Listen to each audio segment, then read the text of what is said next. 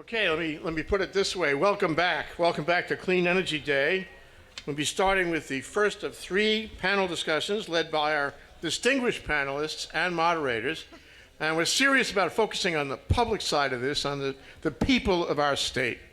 Our theme is Power to the People, you know, acknowledging that electric power should benefit everyone and that people have the power to say what choices and services they want in their utility of the future. We're pleased that we're able to bring together the experts and players who can tell us the realities, the good, the bad, the changes we need to know about. We'll hear from them, and importantly, we want to bring you into the conversation. You have always said there was not enough time for discussion and networking, so we've designed this afternoon to do more of that. You're going to hear from the experts. We're going to ask them questions pertinent to the major issues, and you will have time to discuss all of this with the people around you right here in this room, and then you'll have the chance to vote and give feedback on those questions. We're also live streaming statewide thanks to Information Technology Services. So welcome to those of you who are joining us only now from your home office or from the neighbor islands. You'll be able to participate directly in the discussions via a technology called Meeting Sift, which used to be called Live Sift. This will allow you to join us here at the YWCA in downtown Honolulu to ask questions of our panelists and then to weigh in and essentially to vote on the issues covered by the discussion in that panel. We have lots to cover, so I'm going to try to be efficient, look at the bios of our speakers so our moderators can move right along into framing the issues and leading their panels. Before we begin, some housekeeping. That is, to keep the panels to their 10-minute time allocation, we have our trusty timekeeper in his referee uniform. Perfect. General Stan Osserman. I don't think I have to ask you to stand up. Everybody knows. A great and faithful timekeeper, and much more. He's also the hydrogen coordinator in our state as of this session of the legislature, with great things to come. A warm thanks in advance to Stan Osserman. Okay, we're going to begin this panel with a few warm-up questions to familiarize you with the Meeting Sift technology. Then each panelist is going to cover the issue from different perspectives in about 10 minutes each. During that time, you can send questions to the panelists right on through, and we will ask those questions after all the presentations by all the panelists. We'll have about 15 minutes for Q&A, and then we'll give you some time to discuss the issues and vote on them. So we will get immediate results and final comments from the panelists and the moderator. Let's start now. Let's try the Meeting Sift technology. Get your smartphone out, or your tablet, or your laptop. Make sure you are connected to Wi-Fi or wireless data. And for those here who are going to rely on the Wi-Fi here in the YWCA, the magic password is YWCA, in caps, -guest 1040, like income tax return. Okay? YWCA-guest 1040. Okay, so that will enable you to get on the Wi-Fi. Then you open your web browser, and in the URL bar, you type meetingsift.com. That's the name of the website where all this is going to happen. Meetingsift, SIFT.com. And look for a join a meeting. Okay? Anybody want me to slow down? Okay. And that's at the top right corner, in the top right corner box. It says join a meeting. And then you type in the name of the meeting, and the meeting for this panel is Energy 1. It's not case sensitive. Energy 1, Roman 1. Okay, if you have questions, we have docents, right? They're the docents. Say hi. Okay, who will come around and help you and give you personal advice. This is the kind of service we offer here at the Hawaii Energy Policy Forum. Okay, any problems? No, let's go forward. Remember, you can submit questions all the time. Let's begin. It gives me great pleasure to call on Mina Morita, former chair of the Public Utilities Commission. She's no stranger to us, and as usual, she has provided her experience and leadership in framing the questions before us in this panel. While the Hawaiian Electric NextEra merger is in front and center for the energy community, folks either involved in the preparation or submitting paper to the to PUC, that decision is not forthcoming soon. More important to the state and especially the ratepayers is What does this all mean, and what does it mean for our future? So today we asked that question. We asked the audience, both here and on the neighbor islands, to answer, what should the utility of the future be like? What should be its objective? How do we get there? No better person to guide that conversation than Mina Morita. A warm welcome for Mina Morita. I'm delighted to see you and have you here in this panel.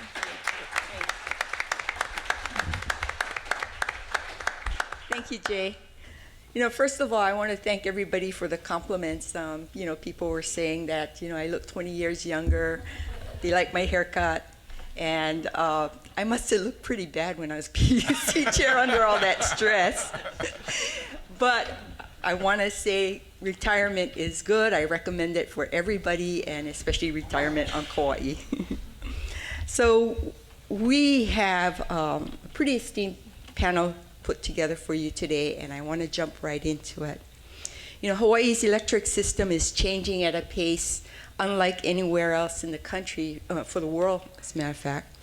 For several decades, we have been moving from a centralized system, having the electric utility control everything from the production to end-use delivery, to new ways of doing business where electricity and ancillary services can come from many sources in front and behind the meter.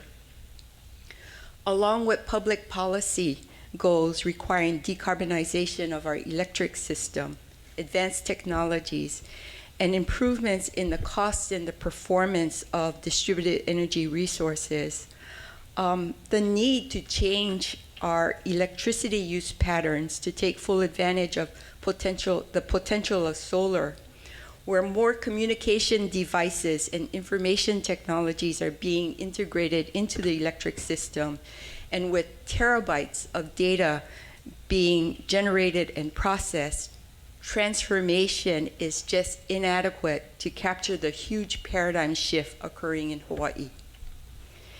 So in general, what's in store for the utility of the future? I think there are three major points. In the future, where it's a future where the primary source of power is from renewable sources. It's a future where a growing number of electricity utility customers may choose to invest in new technologies for energy production, energy storage, and energy efficiency. And it's a future where new emerging markets continue to shift revenues from the utilities to other participants in the energy system. So with these drivers in play, the utility of the future will, by necessity, be far different from the vertically integrated monopoly of yesterday and the transitional phase that we are currently in. Indeed, an orderly transition to ensure this transformation is beneficial for all electricity customers is paramount, as safe, reliable, and affordable electricity from clean sources must be available to all customers throughout our state. So how do we do this, especially when failure is not an option? The focal question of this panel is, what is the utility of the future and how do we get there? So first we have Alan Oshima, Hawaiian Electric Company's President and Chief Executive Officer, who will, I think, literally answer that question by discussing the strategic and cultural transformations happening within the HECO companies right now. Next will be Robert Harris. Robert is the Director of Public Policy at Sunrun, with his thoughts on is there a better mousetrap, or how do we get to a better mousetrap? And our last presenter is Kyle Dada, a founding partner at Ulupono Initiative, who will give us food for thought as we progress through some of the biggest energy issues that we face today. So without any ado, Alan.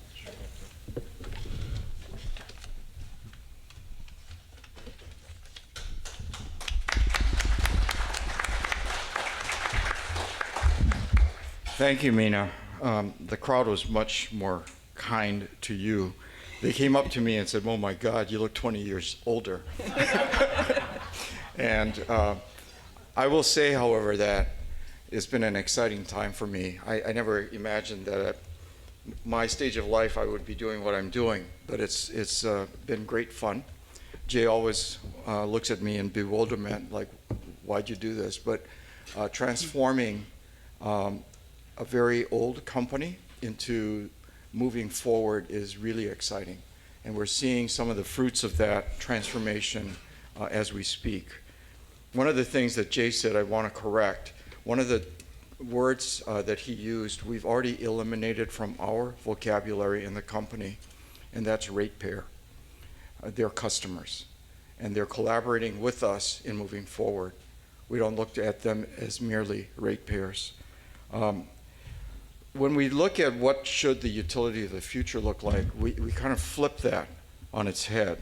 And really it's, what do the customers look like? What do the customers really want from the utility? And in answering that question, we have to put it in context of who we are. But we do know that they want new products and services. And I can get into that more in detail as we go along. But I want to put in context who we are as a utility. You know, next year will be our 125th anniversary. We started when the monarchy was still in place. And one of the things that I showed at the Edison Electric Institute 2 weeks ago, because I was on a panel on electrification of transportation. Happy to talk about that as well. What we have to do in Hawaii to get electric vehicles, I think, is different than what they do on the mainland.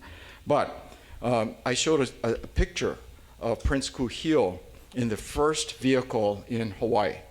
And it was Prince Kuhio in an electric car. And the newspaper article talked about the max speed was 14 miles an hour. And the biggest concern was scaring the horses on the roads. So we have a history of innovation in Hawaii, despite what some of the news might lead our public to believe. We've always been an innovative culture, and we have to actually accelerate that. Encountering challenges are things that we're doing in the utility, but we see these as big opportunities. We're not always going to be right. In fact, I say to everyone who will listen that some of our decisions, almost all of our decisions, will be second-guessed.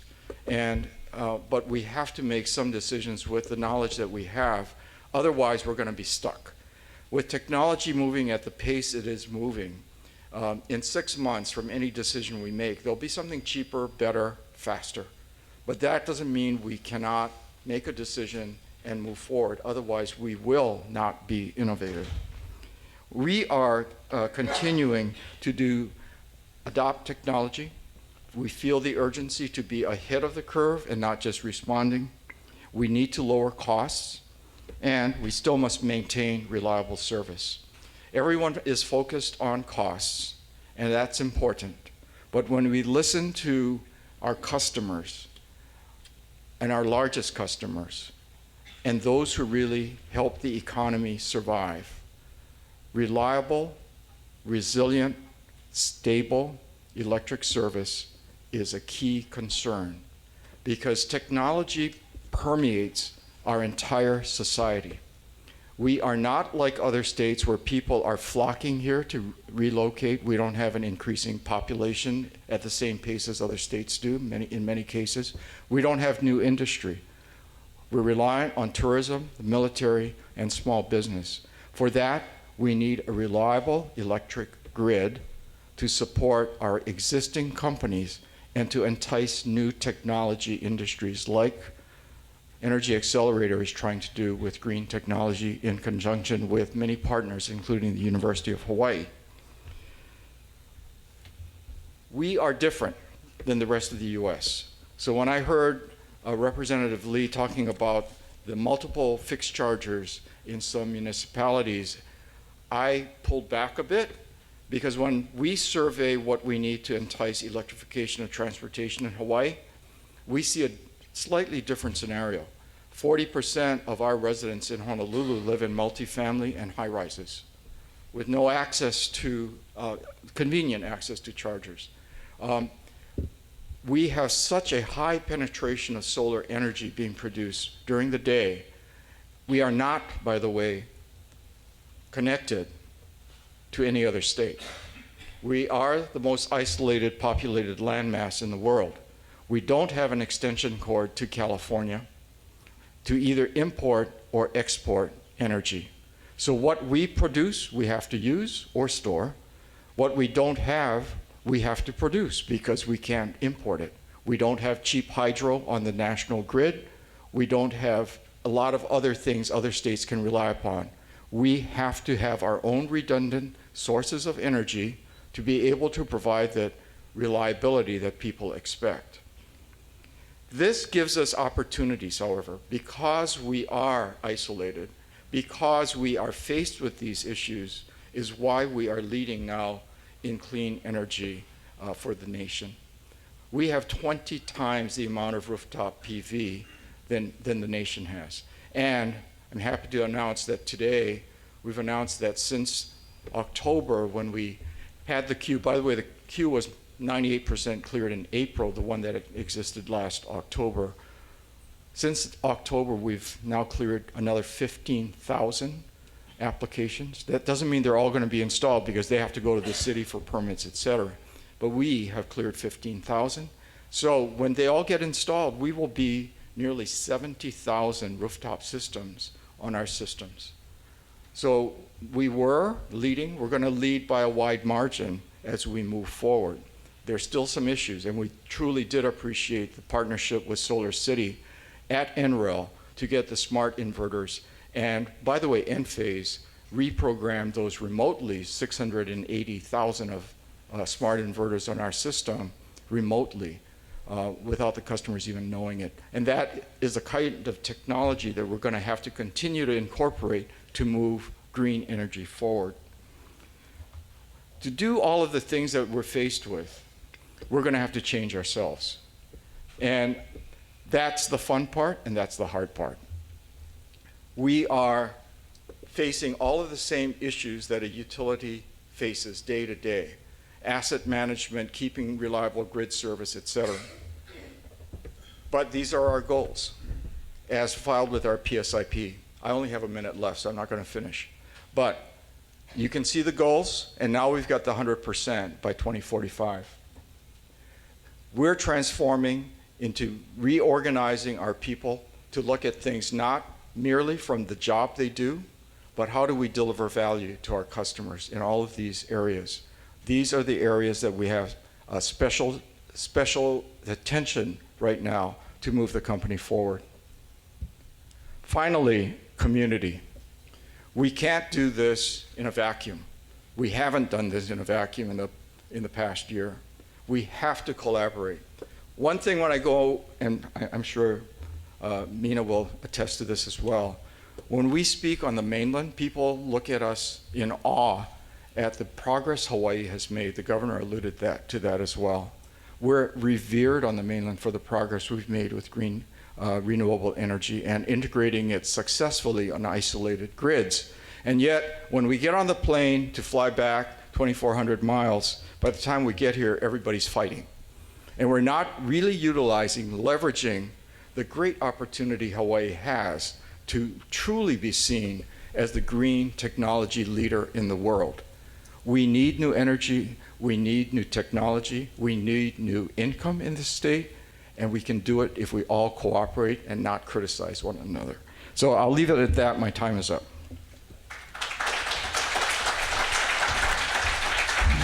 Thank you, Alan. Robert?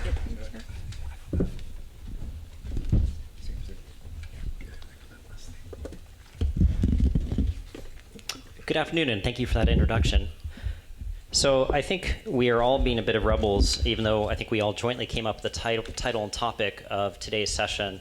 I think the focus really should be on what the grid of the future is going to be, because that is ultimately the destination where we're trying to get to. And so the utility is essentially the vehicle that allows us to get to that destination. Once we decide where we want to go, it allows us to decide whether or not we need a boat or a plane or a car. Again, it's where we want to go. And so, as Mina noted in her introduction, there are a lot of changes happening. We have the commitment to 100% renewable energy, and we also know that renewable energy is now becoming the cheapest source. So we anticipate, basically a complete overhaul of all our power plants and generation in Hawaii. In addition, there's a lot of new technologies coming on. The parallels between the electrical utility industry and the telecommunications industry is striking. Back in 1985, who would have envisioned text messages, data plans, people actually getting off of the landline? And I think we have the similar situation where we just don't necessarily know what's coming down the pike. We also need to sort of try to understand what customers want. And I think, as people have already referenced, we know people are going to want safe, reliable, and more affordable power. But there's also a lot of things that people are going to want that we can't predict quite yet. Is it new technology? Is it keeping up the Joneses? There's things that motivate people that we just simply don't know yet. To quote Steve Jobs, the people don't know what they want yet because I haven't invented it yet. It's coming. So in that vein, we recognize that there's going to have to be changes. How do we create a flexible system that allows innovation to happen, allows change to happen in a way that hasn't happened in 100 years of utility operation?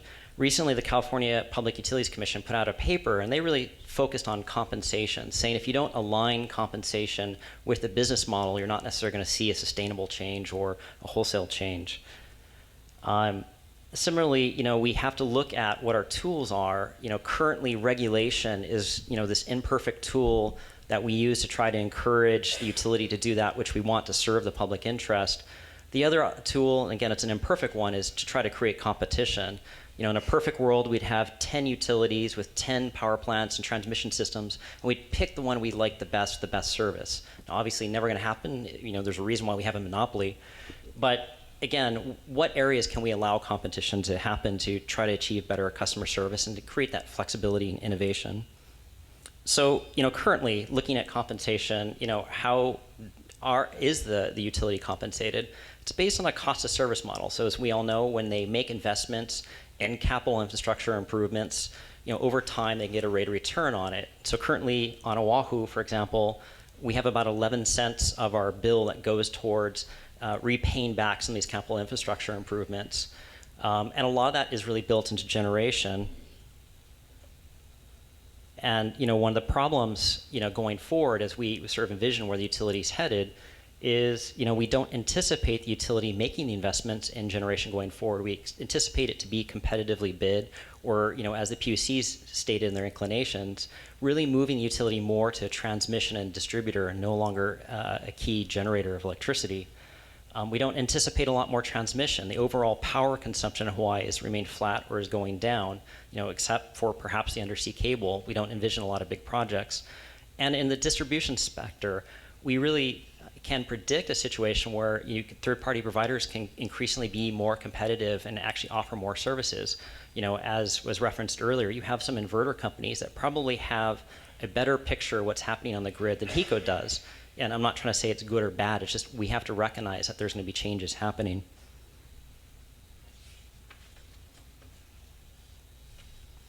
Another challenge that's happening is that the cost of capital is getting harder and harder for utilities. This, very briefly, is a chart showing from 1970 to recent national survey of all the different utilities and what their credit rating is. And we see essentially that the cost of capital is getting higher, and also on the other side, their revenue stream is getting down. So utilities are really facing challenges going forward. So what are some of the models? And I'm going to go through these briefly, and I apologize. One, regulated model is to kind of double down on the current vertically integrated utility, but actually encourage that utility to actually start to compete more, behind the meter, offer services like solar and storage and other things. Now, obviously, a positive of that is we stay within the same regulated framework. We can kind of keep the same cost of service methodology. The disadvantage is you actually have a utility now using ratepayer funds potentially to compete and take risks and potentially lose that money. You also have a disadvantage of you're probably going to stifle any other competition because third-party providers usually don't compete with ratepayer-funded entities. You have the New York model that's come out recently where, and very simply, they're encouraging the utility to operate more like a facilitator of the grid, where different players can come on and offer services, offer electricity, ancillary services, storage, et cetera, at a competitive market, and the utility is more the framework to allow these different things to happen. And then sort of a third model, which is probably closest to sort of a deregulation model you potentially could see, is the utility still owns the poles and wires, but no longer controls the utility as far as when power comes on and on, the grid when power comes on and off, but they're also correspondingly allowed to compete. They can actually go out there and offer some of these services because they can't necessarily skew things to the benefit themselves because they're just an operator like anyone else. Should also talk about a public model. I mean, here in Hawaii, we have a number of people from Kauai, are familiar with this with KIUC, and perhaps, and again, obviously you can find examples of great publicly owned utilities like KIUC, or you can also find examples of bad ones. So I'm no means trying to offer that this is the silver bullet that solves everything, but I would submit that there are some benefits that we should be looking at. For example, directly answerable to the public and really having that connection directly to the public. And then you have a capacity to access capital, far cheaper and greater amounts than now private entities are able to do. As an example, this is a chart of all of the three major private utilities that are operated in California, and then all the different public utilities and the average rates. And the public utilities are considerably cheaper. And what experts have basically pointed to and said it's the cheaper capital, the ability to do infrastructure projects cheaper, and it's also partially compensation rates for different employees. And sort of finally, I want to give one example, and again to restate, no such thing as a silver bullet. But I want to give one example of one that's really sort of innovative and doing great things. You have the Sacramento municipality, which serves about 1.4 million customers. One of the first to achieve 20% renewable, now up to 30% renewable energy, 13 years, highest customer satisfactions nationally, and really doing some amazing things with EV infrastructure, smartphone apps, ability to control, and they're actually deploying solar and storage really actively now using their cheaper capital.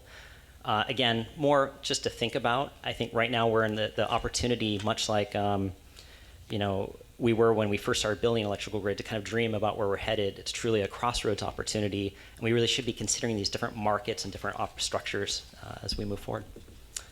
Thank you very much. Thank you, Robert. Kyle?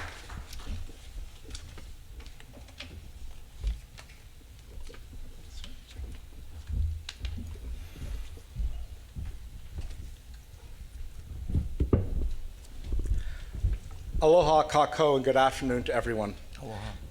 Aloha.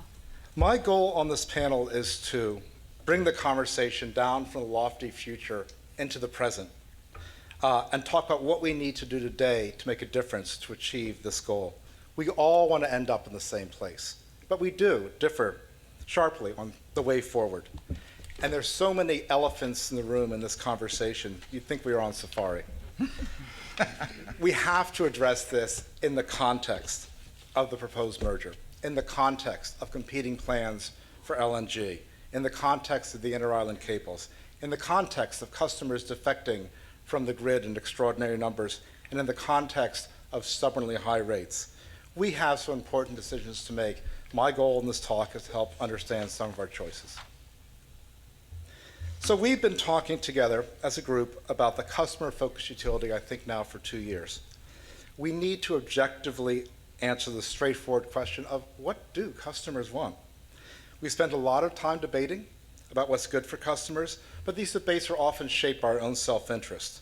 And this is the same problem that we at Ulupona faced 5 years ago when we wanted to understand local food. Lots of aspirational desires, but not a lot of objective data that retailers could actually design products and services for. So our view is quite simple. The best way to find out what your customers want is just go and ask them. So here's Ulupona's proposal. We're going to offer to host an unbiased residential survey conducted by the firm Omnitrack, done in the same manner as our local food survey. We want to invite the state's 4 utilities, and there are 4 utilities now. There's HEI, there's NextEra, the gas company is KIUC, to join us or collaborate on this. And we'll make the results public so next time we're here next year, we can have data to share collectively from all the work we've done about what do customers want from their utility, what services they need, and how should we go forward. And why are we doing this? We truly believe that objective data helps the debate. It helps companies design, it helps regulators understand, it's devoid of any self-interest, and we believe that customers should be heard directly because it's a democratic kind of value and agenda that's part of our firm. Now, I think Robert spoke pretty eloquently about the consequences of misalignment, and it should be obvious that when the fundamental business environment has changed, the response from management is not row harder.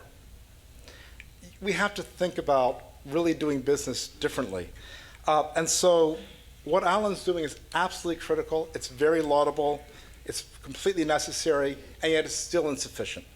There is more that has to be done. I think that's the heart of the debate. The next era merger provides HEI potentially with the capabilities and balance sheet to execute the current model much more effectively. There's probably not a lot of question in that. But I've worked in utilities for 25 years, and I can assure you that the culture of a first quartile utility is very different than the culture of a fourth quartile utility. So the journey that HEI is embarking on has just barely begun. And we don't know what next era's visions or plans are for their business model in Hawaii until we have that conversation. That elephant's in the room with us, and we're going to have that conversation. But let's talk about how do we align the business model. Whether you're any of Robert's four models, whether you go down the cultural shift of the business model that Alan's proposing, all these criteria have to be addressed. It's true whether it's publicly owned, privately owned, municipally owned. All utilities are capital intensive. They have to create enough shareholder value to attract financing, and that's just the truth. Even KIEC needs to have enough equity to attract new financing, and all utilities have to pay their debts. So it has to work for utilities. The issue of ratepayer equity is absolutely important. It goes beyond the bond right principles that we discussed in Maui, and we're going to talk more about this issue of equity on the next slide. We have to have a profoundly different regulatory compact today. You know, Mina started us out with the PUC's vision of inclinations, and if that is the vision that weaves this tapestry of DACAs together, then we have to start working towards making sure that we work together between the utility and the stakeholders to understand how all these pieces are going to fit, because they're no longer separate or independent. We are going to need new tariffs that really give customers choice. We're going to need to enable them to procure renewable hedged rates if they so want, and pay for that right, because it's going to cost money, but the utility can build it. We have to recognize that they're going to have a choice of fuels. When you fill up your car in the future, you may have liquids, gas, or electrons. And that's maybe true for the appliances, the heating and cooling appliances in your commercial buildings. And we have to recognize that choice is coming.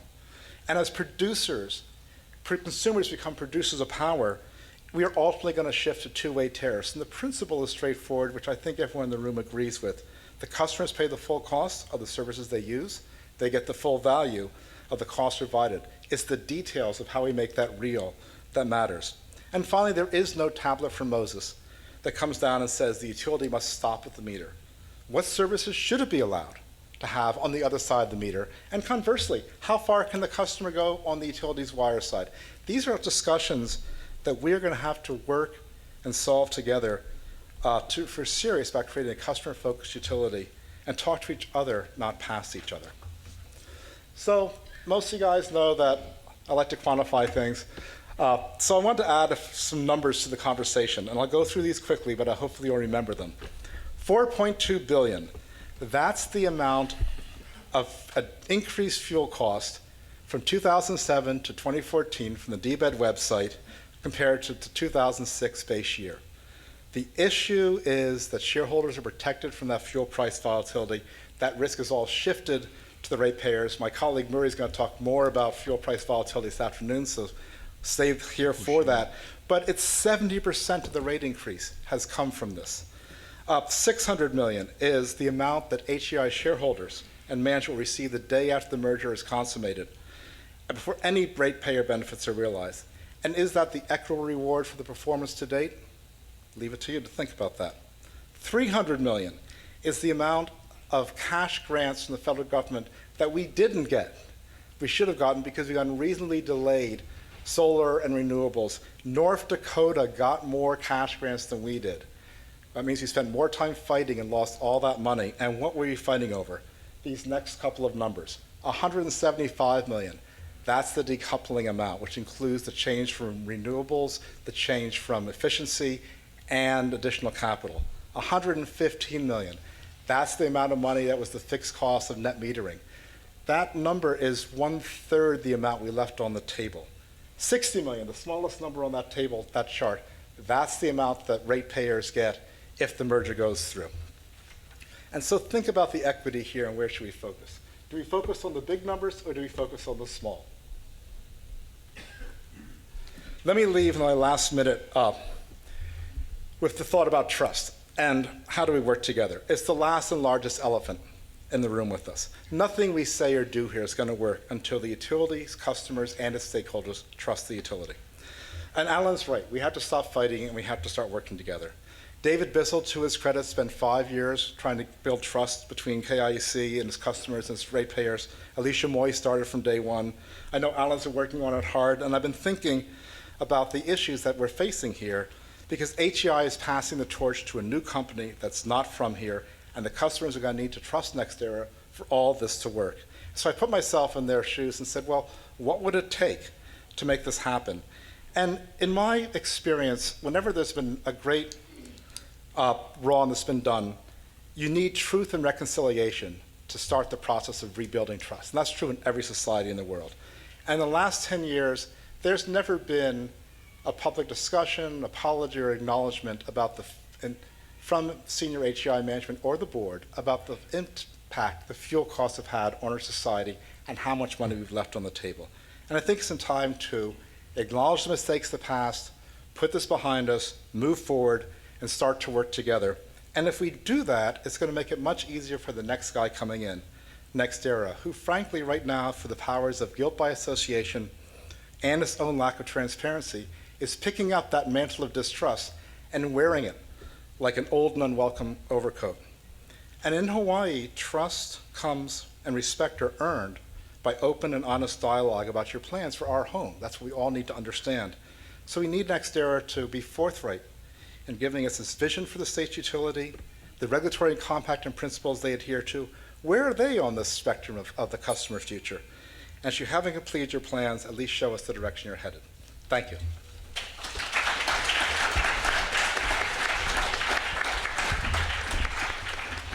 Thanks, Kyle. I flunked my job as a moderator. I was so anxious to hear from all the panelists, I forgot to remind you to get your questions for the panelists in for the next 15 minutes. So I hope we have some questions. I hope people listened to Jay at the beginning and got some questions in for us. So the first question is increasing reliability the best approach versus leaving higher reliability to individual customers? Alan, you want to take a stab at this? I'm going to try to.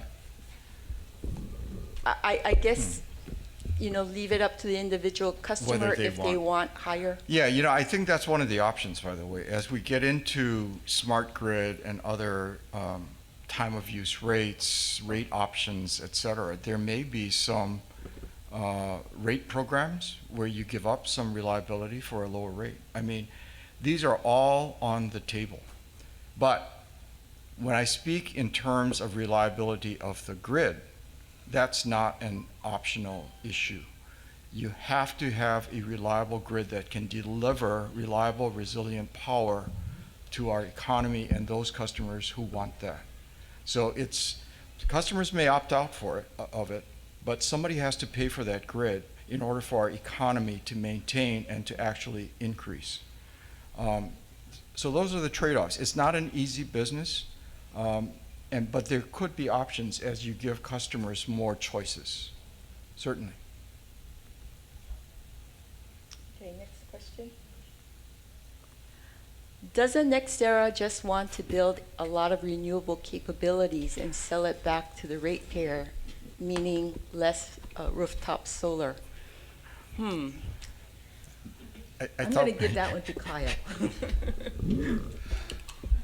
Well, it's not entirely clear because the plans aren't entirely clear. But there doesn't have to be an either or. That's I think, the more important point. We're going to have to attack the fuel costs with both centralized and distributed renewables. And frankly, I forgot to mention efficiency, which is actually how we should be attacking it first and foremost, and then supply. Okay. And I think the important point here is we're reaching certain limits.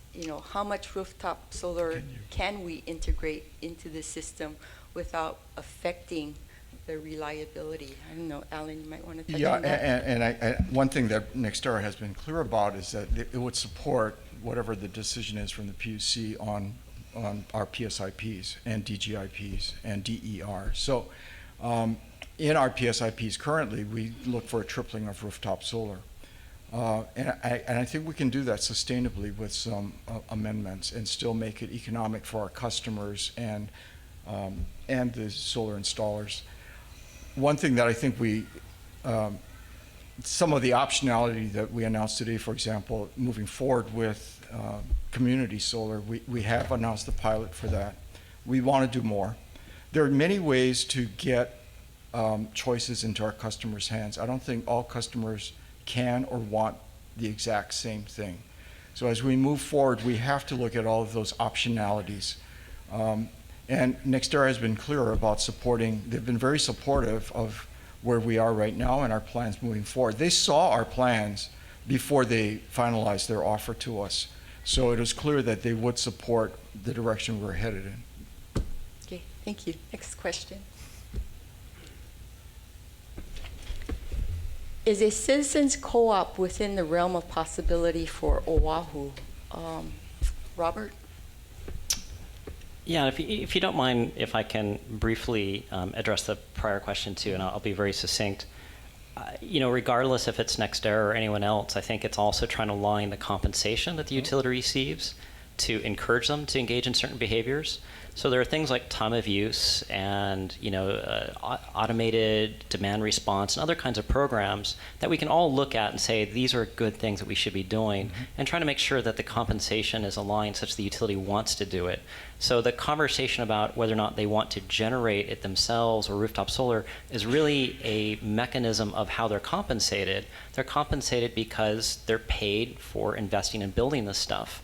So if you were to realign the compensation potentially, then it becomes an easier conversation about what to do. And I think it's not just discussion in Hawaii, it's discussion everywhere that's going on, and it's an important one. Addressing this, yes, it's entirely possible. There's a lot of examples elsewhere where this type of things happen, similar sizes, similar communities. I think it's one option that should be on the table and should be looked at. I'm not going so far as saying this is the best thing for Hawaii or Oahu, Maui, or the Big Island, but it's certainly something that should be on the table and looked at closely, which might include simply putting together a financial plan and trying to verify how this could be done. I don't know, Kyle, do you have any thoughts on the shifting of risk, determining fair market value? And in the context of municipalization. Or co-op. Or co-op. When you go to that model, you have greater alignment because, of course, the customers are both the ratepayers and the shareholders. So that's the advantage. And there's also potentially some capital advantages. There's the underlying challenges still remain. You still have to make sure you have good alignment between the services the customers want, how to keep the grid reliable, and the amount and mix of renewables, as well as what fuel you're going to use and what power plants you're going to use for backup, and how to modernize the grid. The capital intensity doesn't change. And we have to remember, as you start to switch to these are often debt-heavy deals, and you've got to pay off that debt. So you have to make sure the rates all work. So all these models work, but you still have to address all the underlying real issues. Maybe David Bissell can correct me if I'm wrong, but Kauai started off with zero equity. That's And right. it took Kauai 10 years Right. to accrue 25% equity. Right. Yeah, I was the attorney for Citizens, sold it to the co-op I forgot. 2 tries, and there was a huge effort. Going co-op is not easy. It takes all the right moving parts, and it doesn't come automatically with success.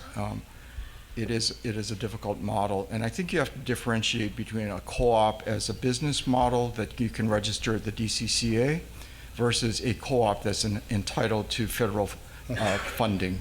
And there's some restrictions on that in terms of size, et cetera, when you look at the intent of the rural electrification system. So it's not an easy answer, and I think people have to understand it's not an easy answer. Okay, thank you. Next question.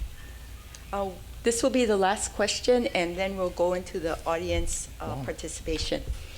If the utility can't invest in renewables, what can they invest in to drive returns for shareholders? Alan? Well, first of all, I really did appreciate both Kyle and Robert's comments. I think it actually does show alignment. There are opportunities, I think, in a new regulatory model where the utility could be part of behind the meter that drives benefits to all customers. So I'm not going to buy into the premise, but I will also say there are new businesses out there that the utility could enter into. Electrification of transportation is one. We've had 10 years of declining load in Honolulu as a result of rooftop solar, but also as a result of our economy. And by the way, the dramatic increase in oil prices were totally out of the control of the utility. That was Fukushima that took all the nuclear plants out of Japan and onto low sulfur fuel oil. So demand supply became an issue. One thing that I think we can look at are new revenue sources.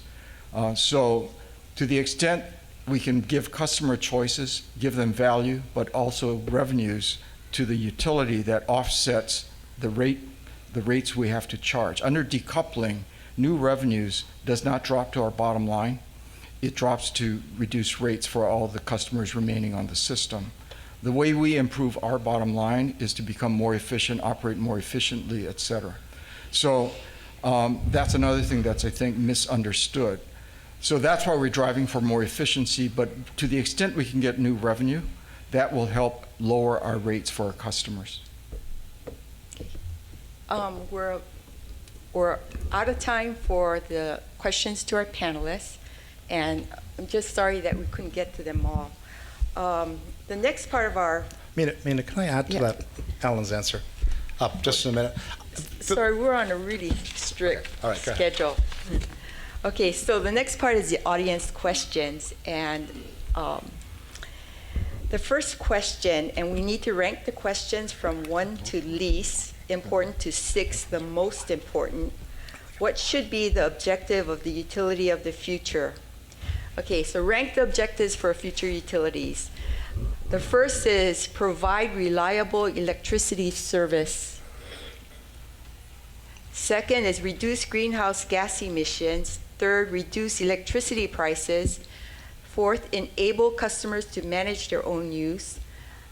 Fifth is enable customers to make their own electricity. And last, increase use of renewable energy. So if you could rank from 1 is least and 6 is most important.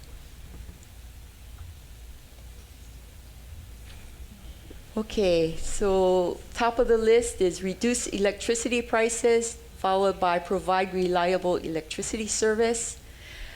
Sort of in the middle of the pack, increase use of renewable energy. Fourth, reduce greenhouse gas emissions. Fifth, enable customers to manage their own use. Oops. And oops.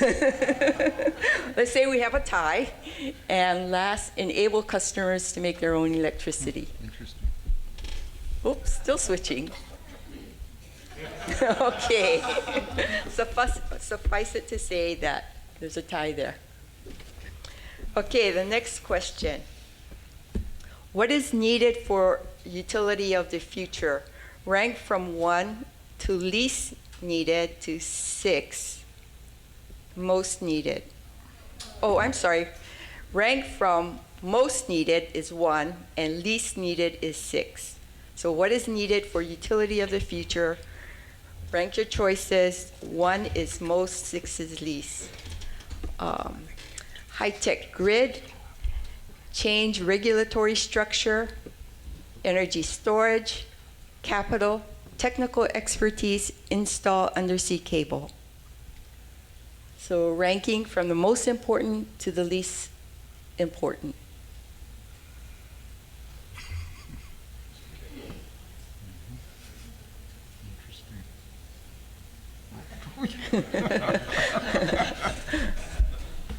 I just keep voting. Oops. Okay, rank what the future utilities need. The first 3 look pretty equal. Change regulatory structure, high-tech grid, energy storage. So I think those 3, I think we can safely say that people are weighing them equally. Followed by technical expertise and capital, and those 2 look like they pretty equal. And last is install undersea cable. Okay, third question. What people want from their utility? What is the best way to find out what people want from their utility? Do nothing, let the market decide. Conduct independent valid surveys. Conduct customer polls. Use social media. Use traditional media, newspapers.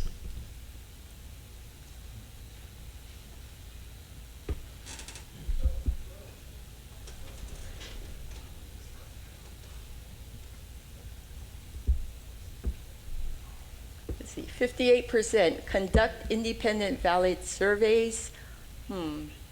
Let's see, 17% conduct customer polls. 14% do nothing, let the market decide. 9% use social media, and 2% use traditional media and newspapers.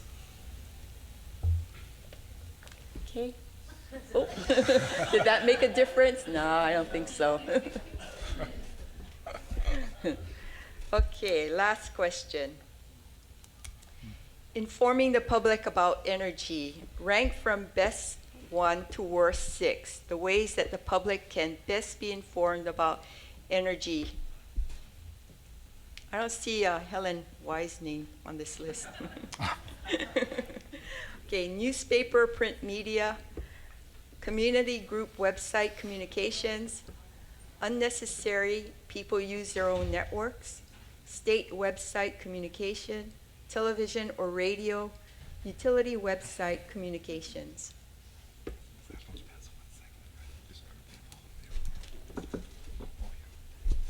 I think it's pretty stable. Top of the list is television or radio. Okay, we got one of those again that pretty much a tie. Community group, website, communications, and newspaper, media, print about equal. Utility website, communications, state website and communications, and last is unnecessary. People use their own networks. So closing out the panel, each panelist will have 2 minutes to make some closing remarks, and then I'll close out the session. So, Alan? Boy, I should have paid more attention to the preparation for this. I didn't realize I had another 2 minutes, but I will tell you that, again, I think this panel demonstrates that in this state, despite what you hear outside, there is a lot of alignment among the stakeholders in moving the whole state to a renewable future. And I think the key message that I would love for each of you to take with you is that try to find the commonalities in the alignment and build upon them to move us to that 100% RPS. There really are commonalities in alignment. And if we can build on those rather than highlighting all of the areas of difference, I think we'll get our state to a better place, and we truly need a better place. So that's my takeaway. Okay, thank you, Alan. Kyle?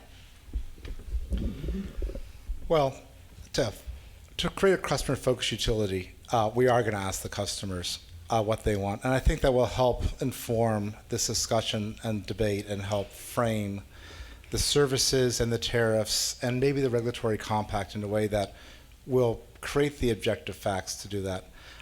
There are solutions. We are going to have to get past fighting each other. But to get past that, we're going to have to sit down at the table, all four of the utilities and their stakeholders, and really start to have frank discussions about how do we work together, some of the hard choices we have to make, and the trade-offs that are there. There are solutions that will lower rates, stabilize our costs, probably increase the profitability of the utility, and make it better for customers, but they won't happen in the current approach that we're doing. Okay, thank you. Robert? Thank you. I agree with everything that both Alan and Kyle have said. I would also sort of maybe put in a sense of urgency that, much like what King Kalakaua must have considered when sort of designing the very first electrical system for Hawaii, I think we are at a similar crossroads where we're going to be making decisions over the next couple of years that will be long-lasting, investments in utility scale that will be around for the next 30 years, considerations on what the price will be to customers. We made a comparison of the current cost of maintaining the grid at 11 cents a kilowatt. The national average for electricity is 12 cents on the mainland, including fuel and everything. So we certainly have to keep driving down the prices by being more efficient and more effective. But I really do think we have to recognize that leaving room for the innovation and change that's going to happen. Again, it's always dangerous to overly rely on analogies, but the telecommunications industry, I think, is one where we have to look at sort of what one extreme can be, where you suddenly see people no longer having landlines in a very different system, and we have to kind of recognize that that potential exists here as well, and make sure that we've left the flexibility, creativity, and ingenuity to sort of design around that. We can all imagine worst-case scenarios of what could happen. Let's try to keep those in mind and try to make sure we're designing for the best situation that maximizes the benefit of a grid to everyone and maximizes opportunities. Thank you. Thank you. So we have a lot of work cut out for us ahead. And, investments in this area are very expensive. And so we have to be very careful about how we move forward through this transition, making the right investments at the right time. Because I think one of the things that we don't want to be stuck with is stranded costs.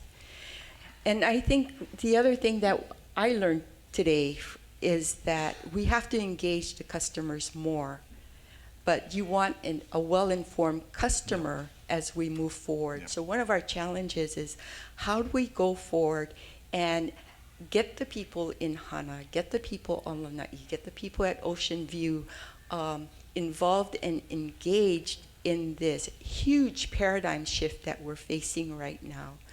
So again, thank you. This was a difficult panel because there's so much information that everybody wants to get out there to have this well-informed debate. So I got to hand it to you three to keeping it to 10 minutes and the conversation moving, and our strict timekeeper right here. You didn't think I could do it, did you? No, I didn't. I didn't. The slides were pretty dense with information. So again, give our panelists a hand and thank you for your participation.